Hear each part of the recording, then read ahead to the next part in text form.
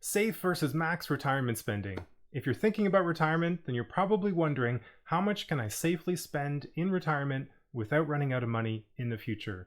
You probably want to know, with your investment portfolio, CPP, old age security, and other retirement income, how much can I safely spend in the future? In this video, we're going to look at two different types of retirement spending. We're going to look at your safe level of retirement spending, and we're also going to look at your max level of retirement spending, and we're going to look at the difference between those two. We're also going to look at two different examples and how safe and max retirement spending can be either very close together or very far apart depending on the circumstances.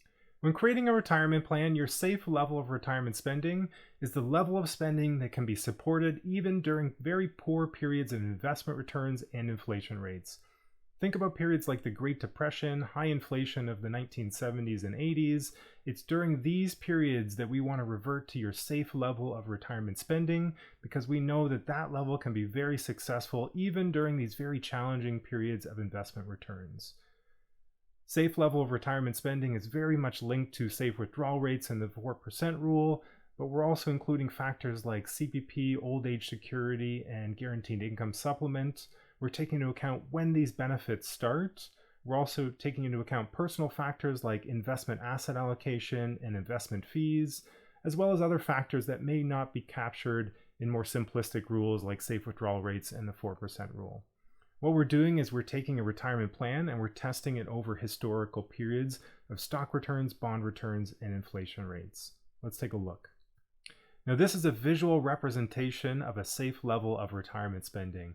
Every line in this chart represents one path that the retirement plan could take. Every line here is a different historical period of investment returns, stock returns, bond returns, and inflation rates. And as you can see, there are some paths, there are some lines that do get quite close to zero, but they don't run out of money until very late in retirement. So overall, this is a very safe level of retirement spending, very high success rate. Now, that being said, there are some periods that do drop quite substantially. So even though it's a safe level of retirement spending by historical standards, this still might be quite disconcerting to go through as a retiree. Now, this chart also represents that the safe level of retirement spending, it's a very pessimistic view of retirement. As you can see, there are a lot of periods, historical periods, that end up with quite a large value, investment value in the future. So by only focusing on safe levels of retirement spending, there's a huge opportunity cost, because there could potentially be room to spend more in retirement, spend at a much higher level, as long as investment returns are average or above average, especially in early retirement. When creating a retirement plan, your max level of spending is the level of spending that can only be supported during periods of average or above average investment returns.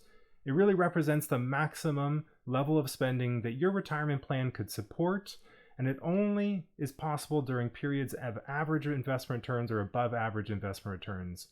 Your max level of spending might have a lower success rate, and it really represents the upper guardrail for retirement spending. We can only support this level of spending during periods of average or above average investment returns, and we might need to go back down to the lower level of safe retirement spending if we face a period of poor investment returns or higher inflation rates. Now, the difference between safe and max retirement spending is different for everybody. It depends on factors like CPP and old age security, the timing of these benefits, and personal factors like asset allocation and investment fees.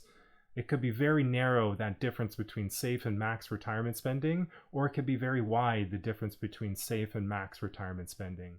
Now, this is a visual representation of your max level of retirement spending. As you can see, the success rate is much lower. We're really pushing the limits here on retirement spending. In this example, every line here represents one historical period of stock returns, bond returns, and inflation rates.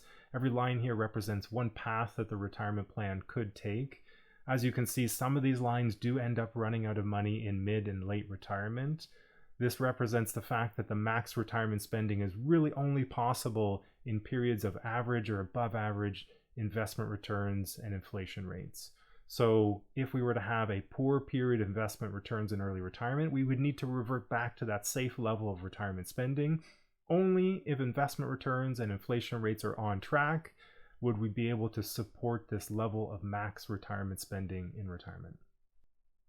Safe and max retirement spending represent the lower and upper guardrail for spending in retirement. We want to make sure that the difference between these two levels of spending remains entirely discretionary. There could be a need, as we saw in the charts previous, there could be a need to reduce spending from the max down to that safe level of retirement spending if you're faced with a period of poor investment returns or high inflation rates, especially in early retirement.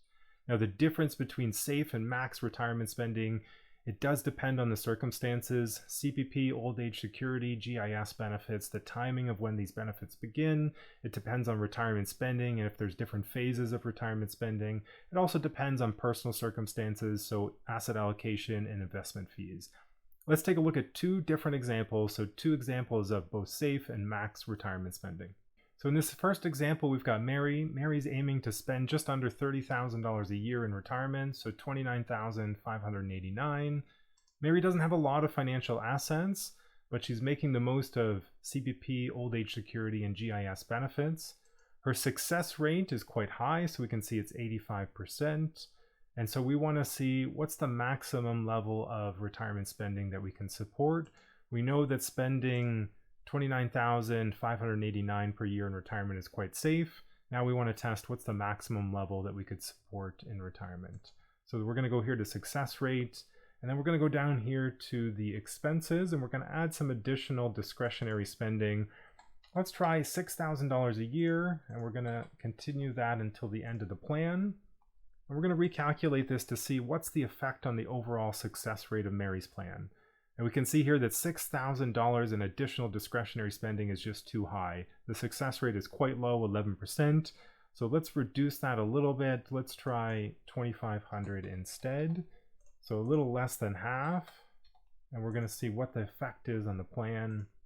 We're looking for a success rate of between 40 to 60%. So here we've got 49% success rate. So this really highlights that the difference between max and safe level of retirement spending for Mary is quite narrow. She can spend about $29,000 a year and change at a safe level of retirement spending. But if we look at the success rate here, the max level of spending is also quite similar. So instead of $29,000, we're at $32,000, and there's a risk of running out of money in late retirement.